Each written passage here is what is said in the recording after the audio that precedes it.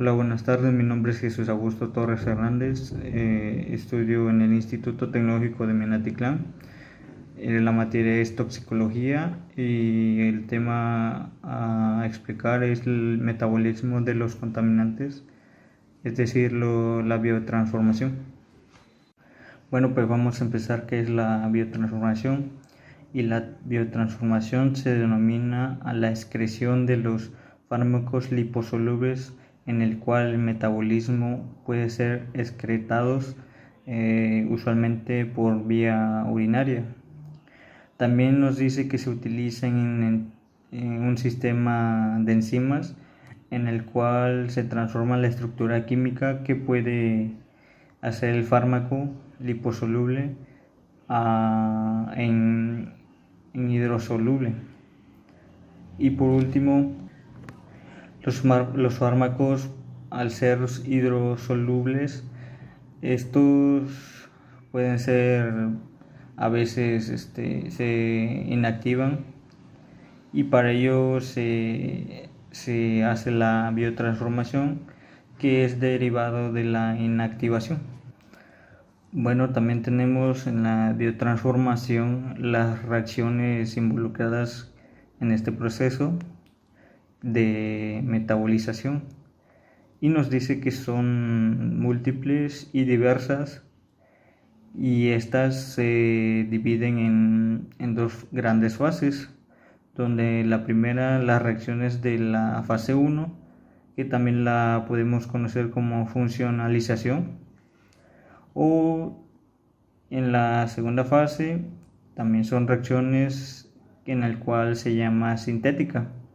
Bueno, pues ahora vamos con la fase 1, que nos dice las reacciones de la fase 1 consisten en reacciones de oxidación y reducción, que es decir, el redox, y estas se alteran o crean nuevos grupos funcionales, y eso hace que haya reacciones que sean de nombre hidrólisis, y estas puedan romper enlaces ésteres y amidas que están liberando también los grupos funcionales. Bueno, ahora vamos con la segunda fase, que nos dice que las reacciones de la segunda fase son reacciones de conjugación, en el cual el metabolismo es procedente de la fase 1, y esta se acopla al sustrato endógeno, y va aumentando su tamaño de la molécula, y esto va provocando la inactivación del fármaco, y eso hace que sea o facilite su excreción en la fase. Bueno, pues ahora vamos con las reacciones de la fase 1, en el cual que nos dice que en la fase 1 las reacciones de oxidación que preparan en los tóxicos, estas puedan transformarse mediante las reacciones de la fase 2, y esto lo que ocasiona es que vaya transformando los grupos funcionales de los fármacos en sitios que puedan llevar a cabo reacciones de la fase 2, o también ellos introducen grupos nuevos que le dan una nueva característica. Por otro lado, también nos dicen que las células cuentan con dos sistemas de enzima, en el cual su función es introducir el substrato de un átomo de oxígeno que es proveniente del oxígeno molecular. Bueno, pues ahora vamos a hablar del sistema oxidativo del microsoma hepático, y nos dice que la oxidación del fármaco, que es catalizada por el citocromo P450, nos dan unos términos generales, donde en el primer punto nos dice que el fármaco entra a su sitio activo, y ésta se encuentra en la oxigenasa. En el segundo punto, la reductasa. Esta transfiere un electrón al hierro hemático y esto reduce sus niveles del nivel 3 al nivel 2. En el tercer punto nos dice que la reducción abre el sitio activo al oxígeno. Y en el último punto nos dice que el oxígeno entra a su sitio activo y oxida al fármaco que está en la superficie de la enzima. Y esto lo que hace es que transfiera uno de sus átomos de oxígeno a la fase. Bueno, pues ahora vamos con el citocromo P450, que nos dice que en la actualidad ya se ha caracterizado más de 150 formas diferentes del P450 y que estas participan en el metabolismo de diversas sustancias endógenas y también en que las concentraciones de oxígeno en una célula es más baja, y eso nos dice que la reacción que es catalizada por el citocromo P450 es una reacción en la que el NADPH actúa como donador de iones de hidruros. Y también nos dice que las reacciones de reducción más comunes son la transformación de nitroderivados aromáticos de aminas. También nos dice que la azorreducción de aminas primarias y la deshalogenación reductiva.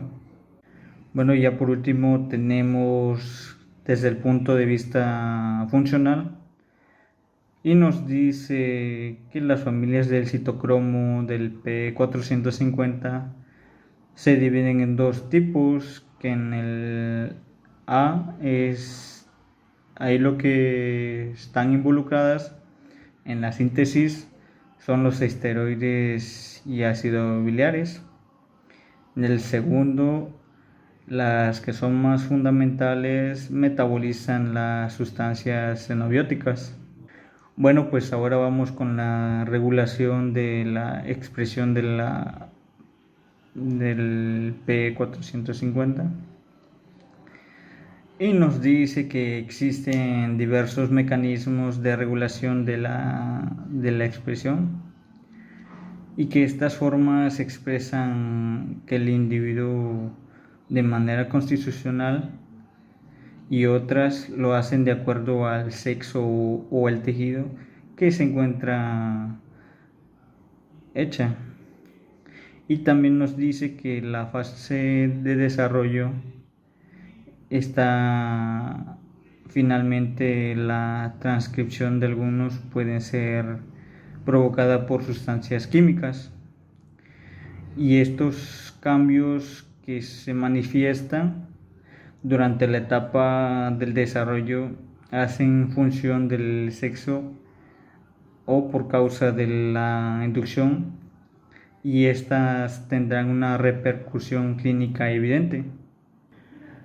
Ahora vamos con las reacciones oxidativas, que nos dice que en la hidroxilización de cadenas laterales son alifáticas. El producto formado es de un alcohol que posteriormente se puede convertirse en un aldehído. En el otro punto, la hidroxilización de un anillo aromático. La otra reacción es la desalquilación oxidativa de grupos alquinos, que estas están asociadas a un grupo de nitrógeno, de oxígeno y azufre, y estas suprimen radicales al alquino y que se convierten también en respectivos aldehídos. También nos dice que están la oxidativa. También la formación de sulfoóxidos, que son la introducción de un oxígeno en un radical tioéter. En el otro punto está la desulfuración, que es sustituido por el azufre o sulfuro por un oxígeno. En el otro punto, la oxidación y la hidroxilación de aminas. Y por último tenemos la expo-oxidación, que nos dice la adición de enzimáticas de oxígeno a través de un doble enlace. Bueno, pues ahora vamos con la oxidación extramicrosómica, que en el cual nos dice son 4 puntos, que en el primero el alcohol y aldehído son deshidrogenasas, en el cual nos dice que son enzimas poco específicas y que oxidan diversos alcoholes y aldehídos. En el otro punto tenemos la oxidación de purinas, que nos dice que este grupo pertenece a la satinoxidasa y otras oxidasas que oxidan purinas metiladas. De ahí nos dice los monoaminooxidasa, que son la MAO, y nos dice que son flavoproteínas mitocondriales que están entre las que destacan que oxidan la noradrenalina. Y por último están los halógenos. Bueno, pues también nos dice que se lleva a cabo en la fracción de la microsómica hepática, en otros tejidos y en las bacterias intestinales. También nos dice que la nitroreducción en el hígado se puede realizar mediante al menos 4 procesos enzimáticos, que en el primero es el citocromo P450 reductasa, el NADPH citocromo C reductasa, también en la satinoxidasa y una reductasa no identificada. Y nos dice que estas reacciones tienen lugar en otros tejidos y en las bacterias intestinales. Bueno, pues ahora tenemos que la hidrólisis. Y la hidrólisis nos dice que son producidas por hidrolasas que se encuentran ampliamente distribuidas en el plasma y también en los tejidos. Pero nos dice que también dependiendo del carácter del enlace hidrolizado, esto puede ser esterasas, amidasas, glucosidasas o peptidasas. Bueno, pues ahí vemos una tabla donde nos dice las oxidaciones y ejemplos que nos dan, y nos marcan algunos carbonos o de alquilización y nos da unos ejemplos como pero también tenemos la de alquilación, la oxidación, la desulfuración y la epoxidación, que nos da también diferentes tipos de ejemplos y su descomposición química. Por otra parte también tenemos la oxidaciones, pero en aminación de alcoholes y de aldehídos. Pero también tenemos las reducciones, que son de grupos asos, de grupos nitros o nitrosos y de halogenaciones. Y por último tenemos como ejemplo la hidrólisis, que son los ésteres carboxílicos, los ésteres fosfóricos, los ésteres nítricos y halógenos de alquilo. Bueno, pues ahora vamos con la fase 2, en el cual nos dice que consisten en reacciones de conjugación, y estas son catalizadas por un conjunto de enzimas y la mayoría son de citosol. También nos dice que estas consisten en agregar un grupo polar de tamaño relativamente grande en los productos de las reacciones de la fase 1, o si no los xenobióticos originales, que estos contienen grupos funcionales apropiados que pueden ser substratos o reacciones de conjugación. De ahí tenemos los donadores también de los grupos polares, que estos tienen compuesto de alta energía, y estas reacciones de conjugación no son termodinámicamente favorables. Y también, ya por último, el resultado que se logra con estas reacciones es un gran incremento de solubilidad en el agua del fármaco. Bueno, pues ahora tenemos las reacciones en la fase 2, que son la glucuronidación, que nos dice que consiste en agregar un grupo glucuronil de un grupo hidroxilo, amino o sulfohidrilo del tóxico. Y también la enzima que tiene es catalizada por la reacción del UDP con un glucuronil transferasa y un donador de grupo polar en el ácido UDP. Y por otra parte, el sulfatación, ahí lo que pasa es que la reacción consiste en la transferencia de un grupo de sulfatos de PAPS, y ahí en un grupo hidroxilo o amino son de xenobiótico. En la aminoacidación, ahí lo que pasa es la formación de una unión peptídica entre el grupo amino de un aminoácido, normalmente glicina, y un carboxilo que es proveniente de xenobiótico. Y de ahí tenemos la glutationización, que aquí lo que hace es adicionar la glutatión de GSH, o si no a través de un grupo sulfídrico que es del núcleo filítico, y que con un carbón electrofílico del xenotipo. De ahí tenemos por último la metilación.